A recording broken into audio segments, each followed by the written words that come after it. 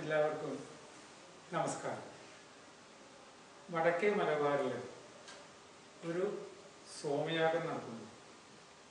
മലയാളികളായ നമ്മളൊക്കെ എല്ലാം കൊണ്ടും അഭിമാനിക്കേണ്ടതാണ്.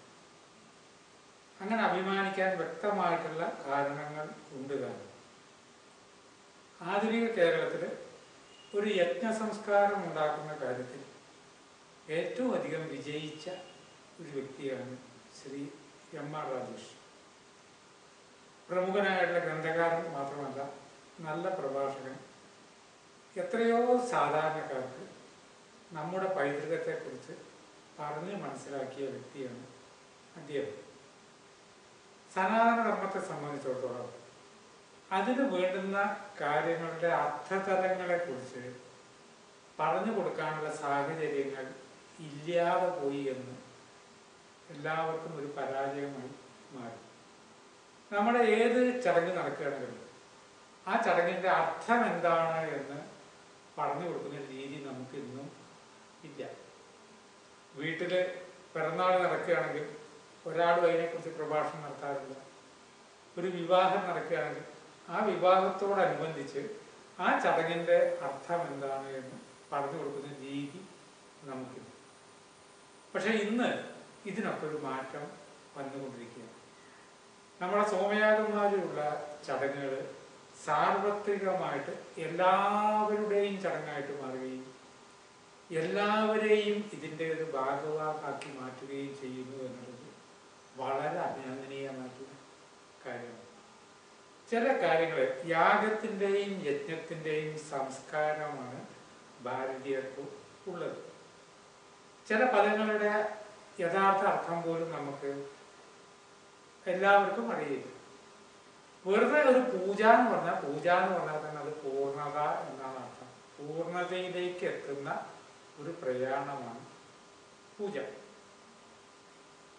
മനുഷ്യനെ സംബന്ധിച്ചിടത്തോളം മനുഷ്യൻ എന്ന് പറഞ്ഞാൽ അപൂർണമാണ്. പരിപൂർണൻ എന്ന് പറയുന്നത് ദൈവമാണ്. ദൈവമല്ലാത്ത ഏതൊരു മനുഷ്യനും പൂർണ്ണത ഉണ്ടാവുകയില്ല. ഏത് കാര്യവും 99.9% ഉണ്ടാവുകയില്ല.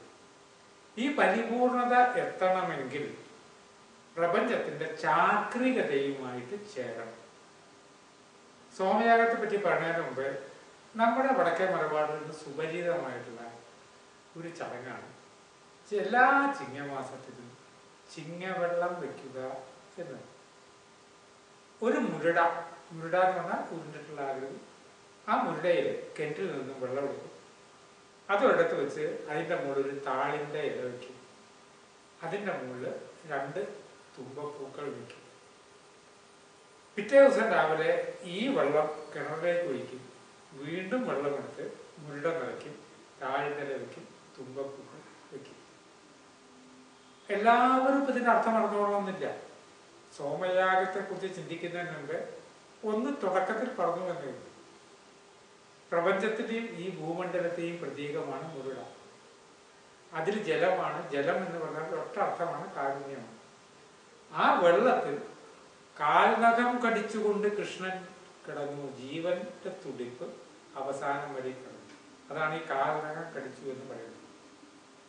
ആ ആലിലയ്ക്ക് പകരമാണ് താളിൻ്റെ ഇല നമുക്ക് കിട്ടുന്നത്. വെള്ളത്തിൽ നനയുമില്ല. താളിൻ്റെ ഇല വെച്ചു.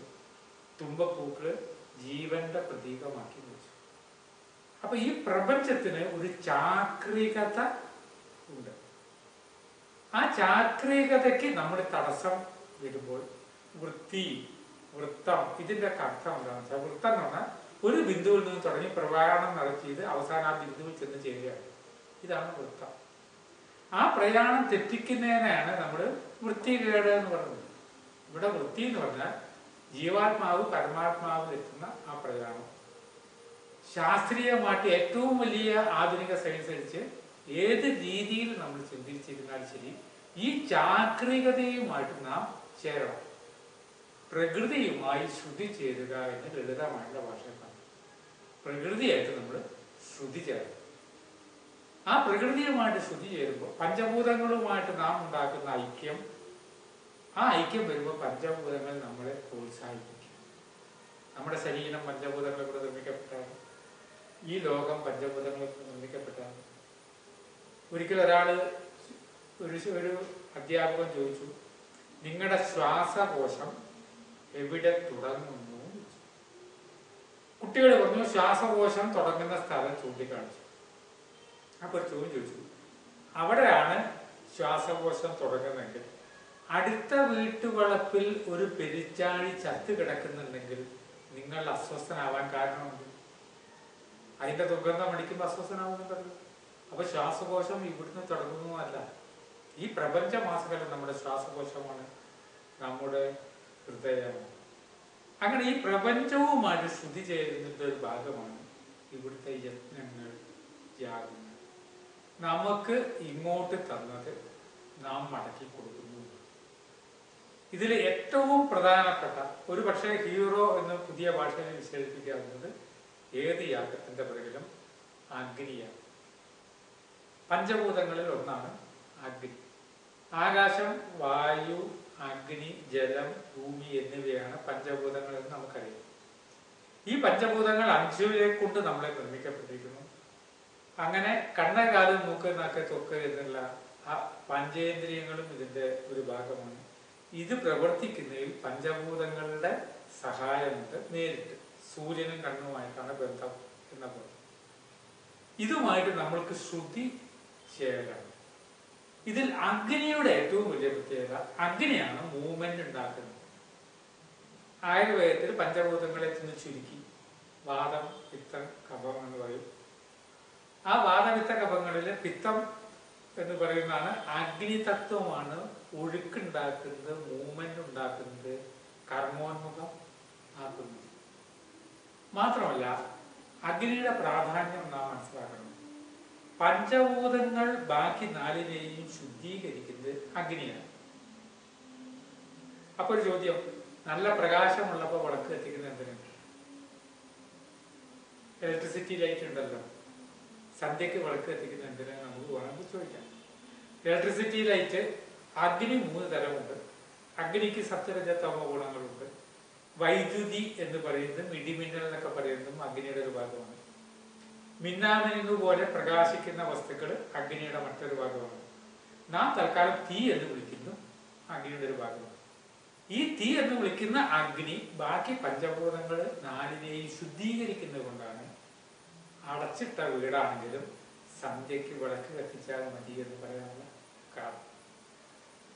മാത്രമല്ല അഗ്നിയുടെ പ്രാധാന്യം, ഞാൻ പഠിത്ത് കുറച്ച് ദിവസം കൃഷ്ണന്റെ ദ്വാരക, വെള്ളത്തിൽ മൂടി കിടക്കുന്ന ദ്വാരകയിലായിരുന്നു.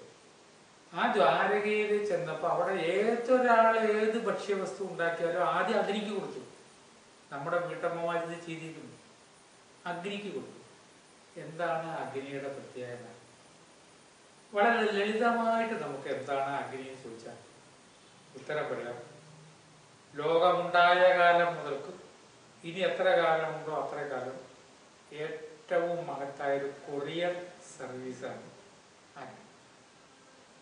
ഒരു പോസ്റ്റൽ ഡിപ്പാർട്ട്മെന്റിന്റെ പെട്ടിയിൽ അനവധി സ്ഥലത്തേക്കുള്ള കത്ത് ഒരുമിച്ച് ഇടുമ്പോൾ ഒരു കുട്ടി അച്ഛനോട് ചോദിച്ചു, അച്ഛൻ അമേരിക്കയിലേക്കുള്ളതും വേറെ സ്ഥലത്തേക്കുള്ളതൊക്കെ എല്ലാം കൂടി ഈ പെട്ടിയിൽ ഇട്ടാൽ എങ്ങനെ അവിടെ എത്തും? അച്ഛൻ പറഞ്ഞു, പോസ്റ്റൽ ഡിപ്പാർട്ട്മെന്റിനെ പറ്റി നീ പഠിക്കാത്തതുകൊണ്ടാണ്. മുതിർന്ന ക്ലാസ്സിൽ എത്തുമ്പോൾ പഠിക്കും, അപ്പം മനസ്സിലാവും